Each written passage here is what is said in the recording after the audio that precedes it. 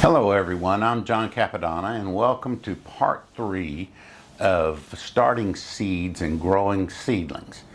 Today we're going to talk about more about equipment and specifically about heat mats. Heat mats are a really important part of your seed starting because every different seed has a preferred optimum germination temperature, and so for instance, tomatoes and peppers need a soil temperature of 86 degrees to get the very best germination that you can possibly get. And every seed has its own optimum. Some, for instance, and some of them are kind of counterintuitive, like kale, for instance, which is a cool weather plant, and the seed prefers soil that is quite warm, 90 degrees, for its optimum temperature. Collards 86, Swiss chard 86, but others like carrots, say for instance, are 77. Of course, you don't usually start root crops indoors anyway, but things like lettuce, for instance, are 70 degrees, and so and I do start my lettuce inside, but I don't usually use a heat mat unless it was very cool in the greenhouse or your space where you grow your seedlings out. So heat mats can really improve your germination rate, and that's, you should be able to find the optimum temperatures either in a good seed catalog, or if not, many universities have published documents on the best temperatures to start your seedlings at. I buy some seeds from Johnny's Selected Seeds, but I really enjoy their website because they have great information, and one of the things that they provide for nearly all their seeds is the optimum germination. And if you read their growing information, they'll also, they'll tell you that some seeds like for instance, Swiss chard is really a cool weather plant, and also collards, for instance. And even though you start them at 86 degrees, they really prefer cooler weather, closer to 70 or 65 to 70 degrees, and even some, like lettuce, even 60 to 65 degrees. So it's important in that you understand that, and that you understand that once, for instance, even tomatoes and peppers, that once they are germinated and you have them on your heat mat, and by the way, I have right back here, I have some peppers on the germination on the heat mat, and this is my germination table behind me, and I have some peppers set on a small heat mat, and that's something I want to talk to you about, is the equipment itself today, because it's so important to your success. I recommend that you buy a heat mat that has a control, a separate control. There are heat mats that you can buy that just simply, you plug them in and they raise the temperature about 15 degrees above ambient. So if your room is 70 degrees, that will get you to 85. But the problem is, while 85 degrees is a good temperature for a lot of vegetables, it's not perfect for every vegetable. And so I really think for the money, you're better off buying a heat mat that comes with a control, or you buy a control separately. And these heat mats that I have, this particular heat mat is a Pro Grow heat mat. That's the brand name. It's Pro Grow. This one, this blue one, is a Ready Heat, and both of these units are commercial grade units, and they're not inexpensive, but there are other alternatives to a professional grade mat, and that's you can I've seen some, for instance, Vivasun makes one, and they have one that's 22 inches by 22 inches that comes with a controller, and it's about $50. Well, that's very inexpensive. I don't know how well they work.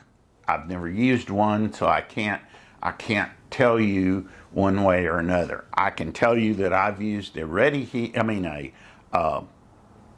Pro Grow. This particular one that I have right here is probably 10 years old, and it works like a charm.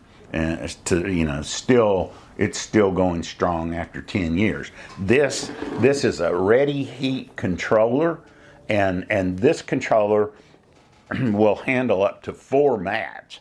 There's 4 receptacles, and you can plug a mat into each one. Some mats come where you can daisy chain them together, but this control is very simple to use. It just has an up button and a down button, and it's got a very sensitive probe, which you place the probe in the soil of one of your either your pot, if you're using 3-inch pots, or if you're using a plug tray, you just put this in one of the plugs, one of the holes, one of the cells of the plug tray, and you push it down into the soil and firm up the soil around it so it's in good contact with the soil, and this reads the temperature of the soil. If the soil temperature is too cool, then the heat controller brings the mat on, turns the receptacles on, and brings the mat on. This one has a digital display that tells you what you have the temperature set at, and then it has a little red LED light that tells you when these receptacles are energized, or whenever the mat is on. When that light is off, that means that the mat is not on because it's reached its temperature, and the probe is telling it that it doesn't need to be heating. So it cycles on and off just like the heating unit in your home. So and since the plug tray or your pots sit directly down on top of this mat, then the heat transfers from the mat up into the soil, and you will be pleased at how much this improves your germination. So. And these mats come in different sizes. This one is 20 inches by 5 feet long, 20 inches by 60 inches.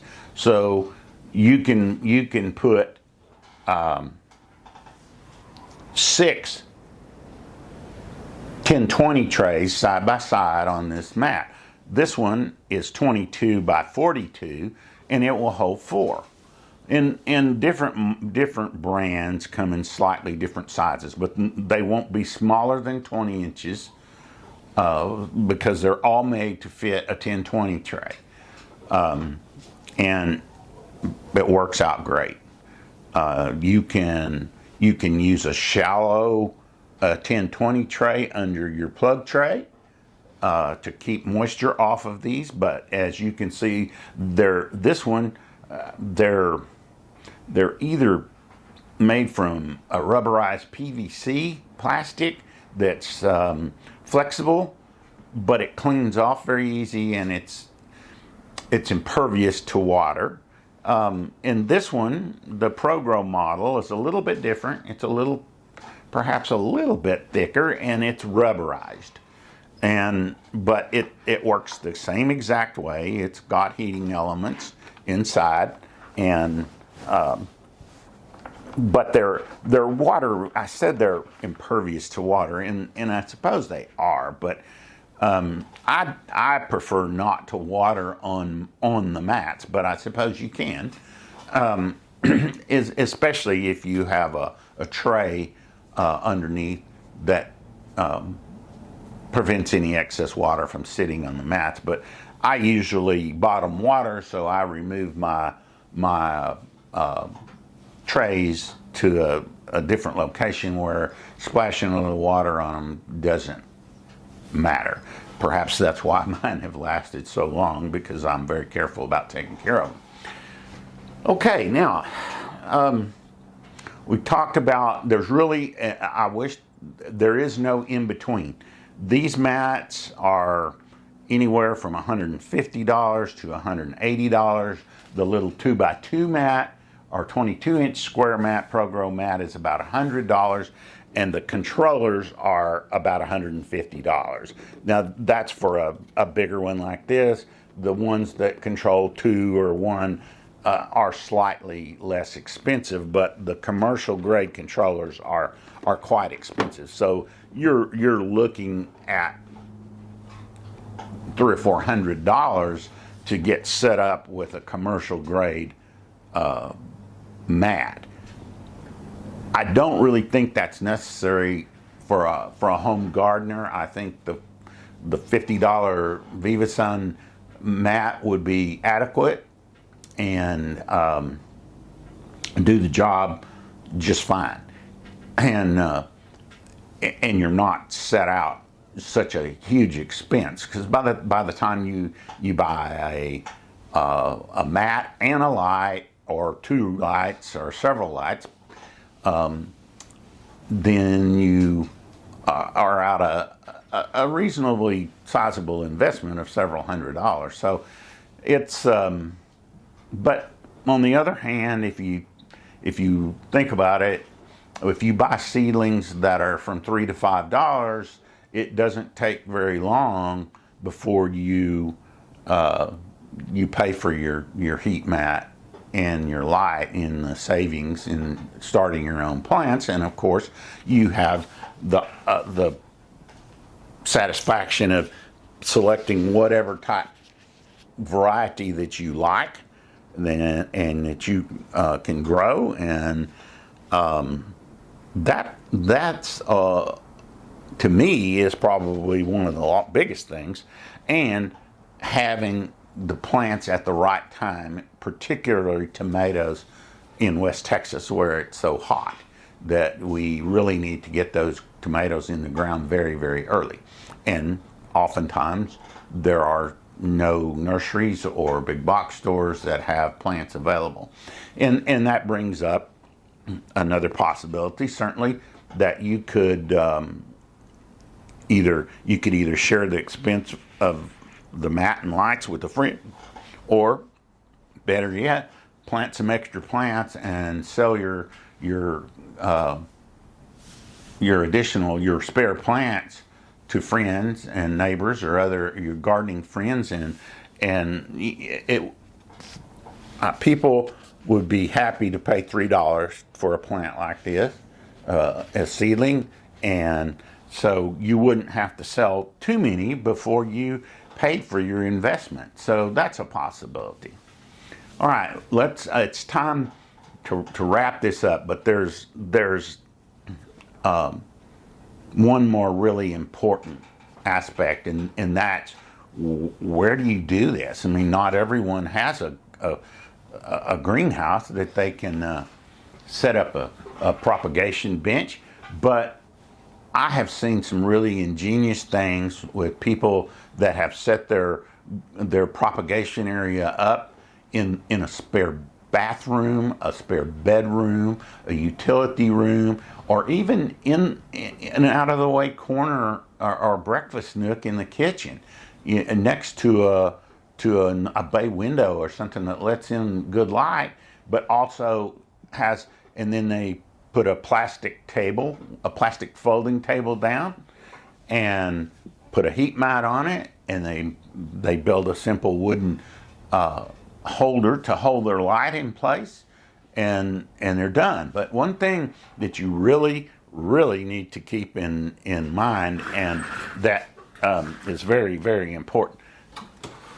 You see, this is a 50 cell plug tray, and that 50 cell plug tray only takes up the space of one 10 by 20 tray. But as the plants get larger and you move them to bigger pots, then this takes up a lot more room. So where you can start 50 seeds in a, or even 72 seeds in a 10 by 20 inch space on a plug tray, and a 2 by 2 grow mat, and a small 12 inch by 12 inch light can provide the light for that. And that will start as many as 100 or even 140 seeds, 120 seeds. I mean, whatever, depending on the size of your plug tray, but easily 100, and as much as 144 in a 72 in two 72 cell trays. So that's a lot of plants. And when you take them out and you start transplanting them into larger pots, either 3-inch pots, or these are 4.5-inch pots, but where a 10 by 20 tray held 50 plants, with a 3-inch pot it can only hold 18. So as you plot up, you need much more room. So you need to keep that in mind in your area, and time you're planting. In other words, for instance, for me right now, I have mostly my tomatoes are grown out because they're going to go in the garden come March 1. So I will be cleaning these out in a few days, and then I have a couple of 10-20 trays up above that I'm growing peppers and Swiss chard. But before in the Swiss chard, I will plant directly from the plug tray into the garden, but the peppers will go into 3-inch pots. So, but by then, my tomatoes will have moved outside into the garden, and they'll be out of the way. So timing, it's a logistically a problem, but it's easily worked out by a simple schedule, and then. But you do need to keep in mind that your grow area where your lots are needs to have more space than just the propagation area, just where the mat is. So you can have 2 tables side by side, or you can have a 6-foot table and a 2 by 2 area for germinating your seeds on one end, and the rest of the table used to grow out your plants. But you need to have a proper, good grow light over the space that you're using, the whole space. So you may have to have 2 or 3 grow lights and only 1 heat mat and control.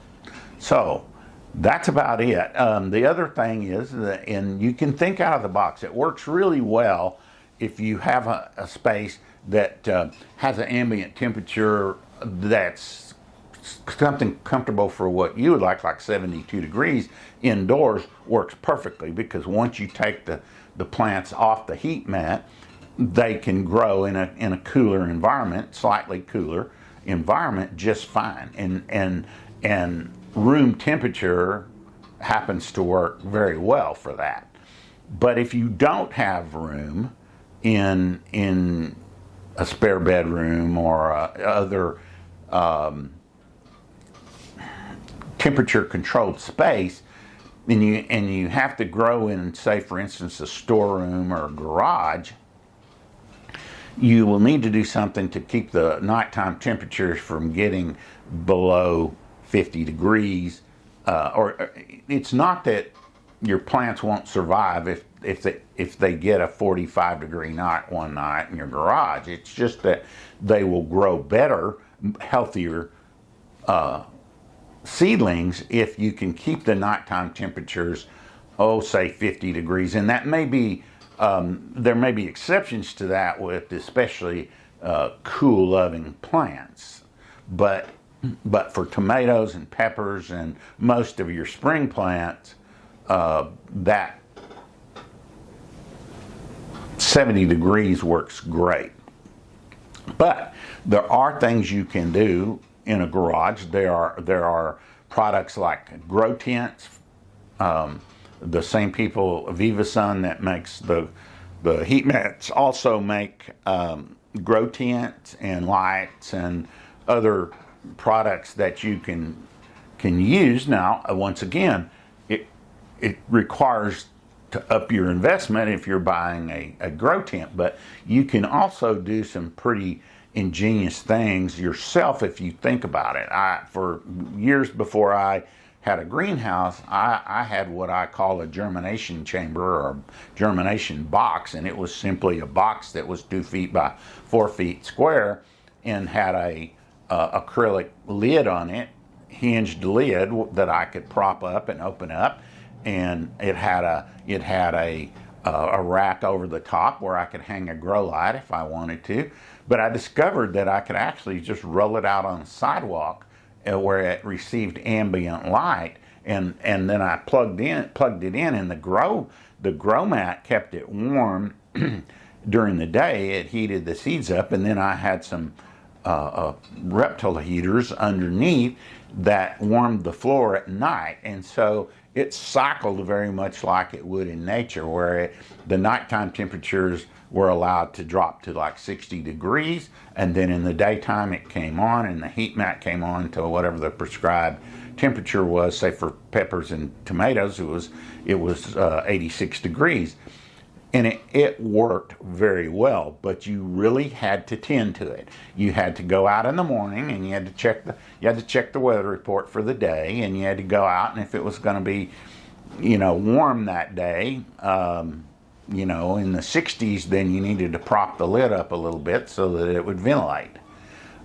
If it was going to be 70 degrees, then you had to open the lid up all the way and just simply let the plants operate at ambient temperature. The heat mat cycled on and off, and that's fine. It would be cycling on and off just like it did in your house.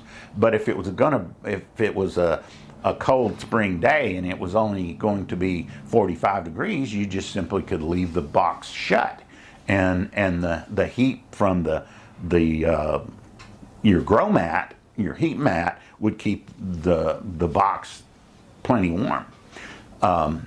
So there are lots of ways to go around it, and certainly, and it goes beyond the scope of this video, but there are things you can do. They're portable greenhouses, and my wife and I this is the greenhouse I'm sitting in is our 4th greenhouse, and probably our last. It's the most sophisticated. It's the most automated. It works very well. But before we had this greenhouse, we had 2 temporary greenhouses that were 8 by 10 greenhouses with a plastic top that you could remove. And it worked great. You could put just a household electric heater, a 1500 watt electric heater in there, and you had to have proper circuits because you can't afford for that thing to go out one night.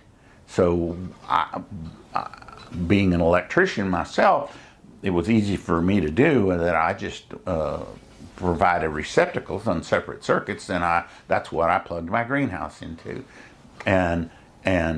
But it very much like the grow chamber or the grow box that I built, you had to tend to it. There was a lot of manual operations. You had to go out every morning and open the windows and roll them up so that it would ventilate and wouldn't get too hot during the day. Now, once summer came, or once really the late fall, late spring came, then you basically had to shut things down. But that was fine because by then all my seedlings were in the garden, and or certainly you could put a portable cooler on them, and that works fine.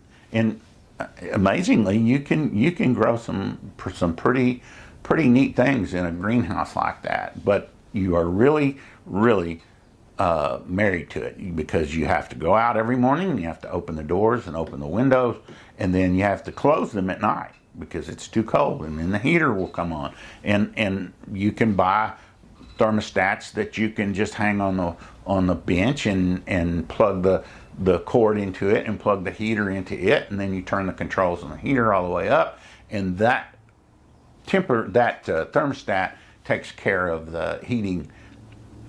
Takes the place of the thermostat that's on the unit itself, and they're a little more accurate. But if in a pinch, all you have to do is set the one on the heater, but you need to have a thermometer in the greenhouse so that you can judge what temperature that it goes on and off. But all I'm getting at is that I want you to do is when you evaluate your space, think about the things that you're going to need more room once you start potting up. It takes a lot more room, so you'll need more lights. You will not need more germination space. So if you have a utility room, works great. A spare bathroom works great. A spare bedroom works fine. And you can just do your watering elsewhere, or you can do your watering in a tray.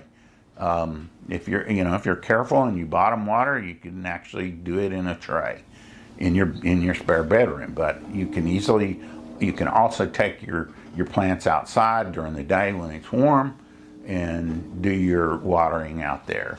So think outside the box, and there is more than one way to skin this cat. And if you get into starting your seedlings and starting seeds and growing your seedlings out, it adds a dimension to your home gardening that is, I think you'll find very rewarding and beneficial, because it allows you to select whatever varieties you choose, and you're not at the mercy of the big box stores or whatever the nurseries happen to have at the time. And it's great that we have those things that we can fall back on, but it's really important to have the right seedlings at the right time. And starting seeds and growing your own seedlings will put you way down the road toward that goal.